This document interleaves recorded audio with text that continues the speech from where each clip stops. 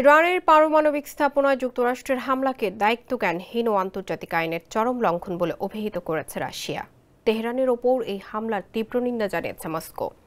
রোববার রাশিয়ার পররাষ্ট্র মন্ত্রণালয়ের এক বিবৃতিতে বলা হয়েছে, যে কোনো যুক্তি দেখানো হোক না কেন, এটি সার্বভৌম দেশের ভূখণ্ডে ক্ষেপণাস্ত্র ও বোমা হামলা চালানোর মতো এই দায়িত্বজ্ঞানহীন সিদ্ধান্ত আন্তর্জাতিক আইন, জাতিসংঘ সনদ এবং জাতিসংঘ নিরাপত্তা পরিষদের প্রস্তাবনার স্পষ্ট লঙ্ঘন। এই হামলা মধ্যপ্রাচ্যের সংঘাতে ঝুঁকি বাড়িয়ে দিয়েছে। এদিকে ইরানের পররাষ্ট্রমন্ত্রী সৈয়দ আব্বাস আরাকচি মস্কোর সফর করেছেন।